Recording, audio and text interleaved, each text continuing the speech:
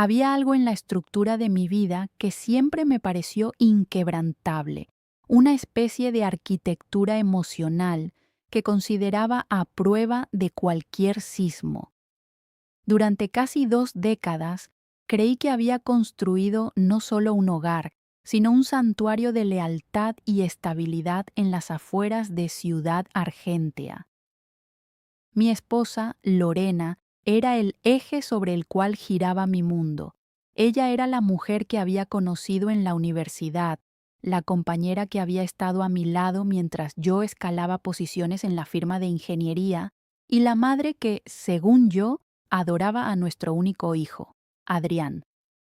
Vivíamos en una casa que exudaba éxito, techos altos, un jardín perfectamente cuidado y una paz que ahora, mirando hacia atrás, me parece la más cruel de las ilusiones. La confianza que le tenía era absoluta, una certeza que no requería de verificaciones ni de dudas. Para mí, la infidelidad era algo que les ocurría a otros, a parejas desconectadas o sumidas en el rencor, no a nosotros. Éramos el modelo de una familia funcional, o al menos eso era lo que mi ceguera me permitía ver, mientras me dedicaba a proveer y a planificar un futuro que, en realidad, ya se estaba desmoronando bajo mis pies.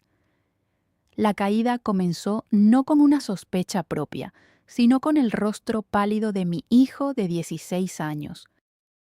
Adrián siempre había sido un chico observador, quizás demasiado para su propia paz mental.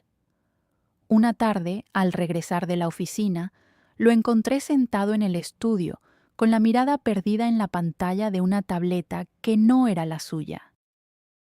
El aire en la habitación se sentía pesado, cargado de una electricidad estática que me erizó los vellos de la nuca.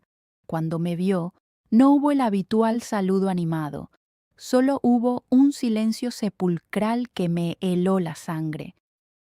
Con manos temblorosas, me entregó el dispositivo. «Papá, tienes que ver esto», susurró, y en su voz escuché el crujido de una infancia que terminaba abruptamente. En la pantalla se desplegaba una galería de horrores cotidianos, mensajes de texto que destilaban un deseo vulgar, fotografías que nunca debieron ser tomadas y una planificación meticulosa de encuentros clandestinos.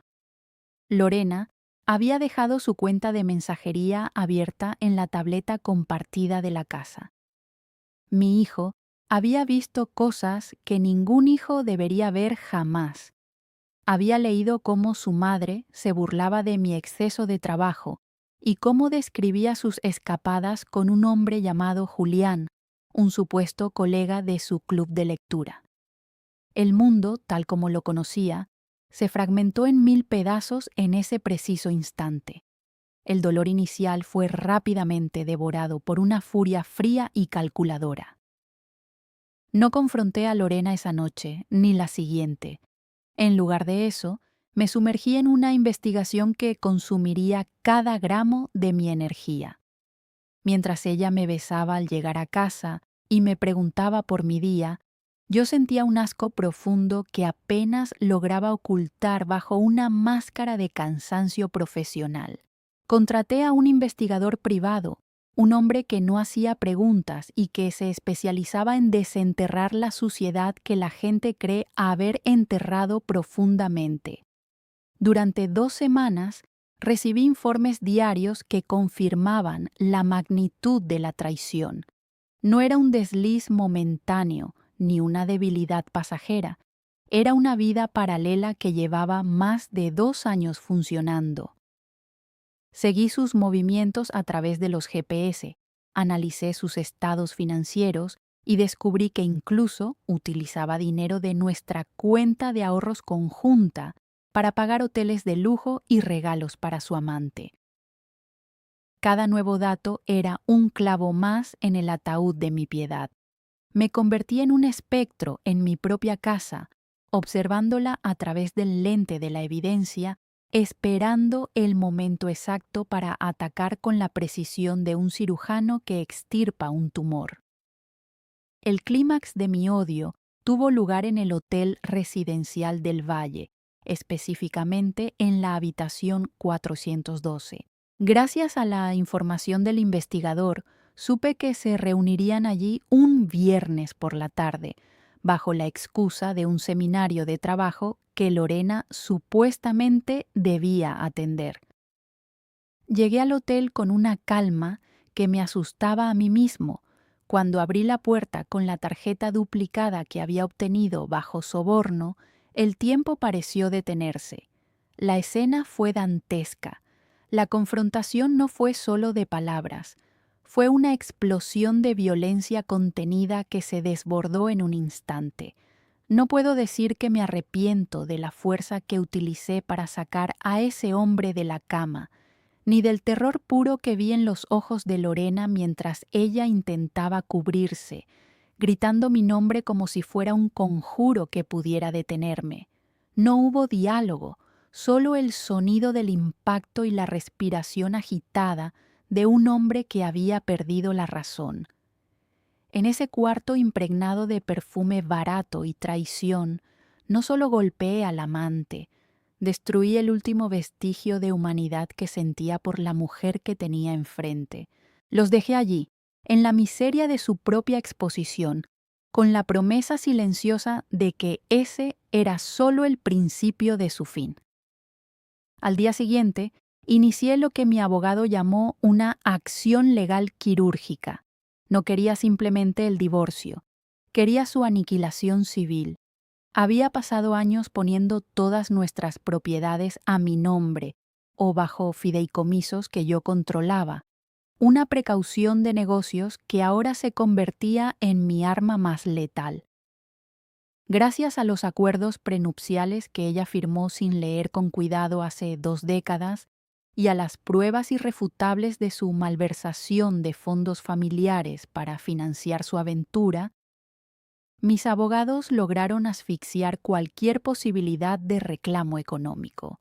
Moví activos, cerré cuentas y cancelé tarjetas de crédito en un lapso de 24 horas. La ley, fría y técnica, se puso de mi lado porque yo había sido el arquitecto de nuestra estructura financiera y ella solo una usuaria descuidada. Cada documento que firmé era un golpe diseñado para dejarla en la indigencia, para arrebatarle el estatus que tanto le gustaba presumir en sus círculos sociales. No hubo mediación, no hubo acuerdos amistosos. Fue una demolición controlada de su futuro financiero.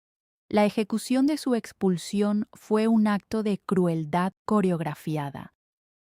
Llegué a la casa con 2 camiones de mudanza y un equipo de seguridad privada. Lorena, que había intentado regresar esperando una reconciliación o al menos una tregua, se encontró con las cerraduras cambiadas y sus pertenencias más personales, solo ropa y algunos objetos sin valor, apiladas en cajas de cartón en la acera. No le permití entrar a la casa que ella decía amar. Mientras los vecinos observaban detrás de sus cortinas, yo permanecía en el porche, impasible, viendo cómo ella suplicaba por un poco de dignidad. Le entregué una copia de la demanda de divorcio y una orden de restricción temporal basada en el altercado del hotel y en su inestabilidad emocional documentada. Verla allí, en medio de la calle, despojada de su hogar y de su fachada de mujer perfecta, me produjo una satisfacción amarga que duró apenas unos minutos antes de convertirse en un vacío gélido. La expulsé de mi vida física, pero el veneno de su presencia seguía circulando por los pasillos de la casa vacía. Pero no me detuve en lo económico. La ruina debía ser total, social y moral. Utilicé mi influencia en el sector empresarial para asegurarme de que la noticia de su conducta llegara a oídos de sus empleadores y de la junta directiva de la fundación benéfica en la que ella ocupaba un cargo prominente. Filtré, de manera anónima pero efectiva, fragmentos de las pruebas que poseía. En una semana Lorena pasó de ser una figura respetada de la sociedad a ser una paria. Perdió su empleo bajo cláusulas de moralidad y sus amigos de años desaparecieron como el humo ante la incomodidad del escándalo. Sus padres, personas de una ética rígida y anticuada, le dieron la espalda cuando les mostré las evidencias de su engaño sistemático. La vi hundirse en una depresión que la llevó a vivir en un apartamento minúsculo en la peor zona de la ciudad, vendiendo sus joyas para poder subsistir. Cada vez que recibía un informe de su estado deplorable, sentía que la balanza de la justicia se equilibraba, pero era una balanza que pesaba corazones muertos.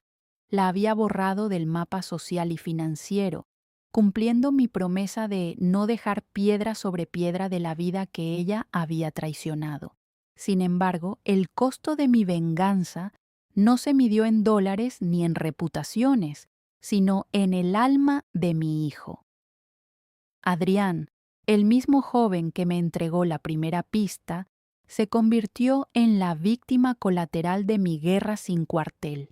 Lo que yo vi como un acto de justicia necesaria, él lo vivió como la destrucción sistemática de su mundo. El trauma de haber sido el catalizador del odio de su padre lo transformó.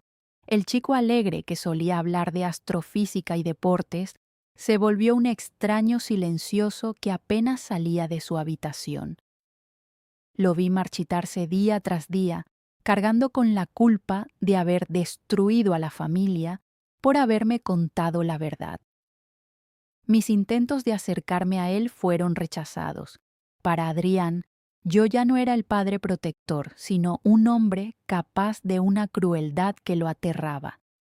El brillo en sus ojos fue reemplazado por una mirada de 1000 yardas, una cicatriz psicológica profunda que ninguna terapia parecía poder sanar.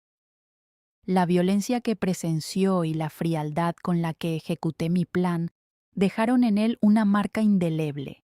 La desconfianza absoluta hacia el amor y hacia la autoridad. Hoy, la casa de Monteverde está en silencio. Lorena es un fantasma que deambula por algún rincón olvidado de la ciudad, arruinada y sola, tal como me propuse. He ganado todas las batallas legales y he recuperado cada centavo, pero al caminar por los pasillos de mi hogar, solo escucho el eco de mi propia soledad. Mi hijo me mira con una mezcla de miedo y lástima, y sé que en su mente yo soy el monstruo que terminó de romper lo que ella ya había dañado. He descubierto que la venganza es un incendio que no distingue entre el culpable y el inocente. Una vez que lo inicias, quema todo a su paso. Tengo mi riqueza, tengo mi orgullo intacto y he cobrado cada deuda, pero he perdido la capacidad de mirar a mi hijo sin ver en él el reflejo del daño que causé en mi búsqueda de justicia. El triunfo es absoluto, pero el costo ha sido su infancia y nuestra conexión. Me siento en el estudio donde todo comenzó, rodeado de lujos y de un silencio ensordecedor, comprendiendo finalmente que en el proceso de arruinar su vida, terminé por fracturar irremediablemente la única que realmente me importaba conservar. La victoria sabe a ceniza, y el precio de mi venganza es un hijo que vive en un exilio emocional del cual, me temo, nunca podrá regresar.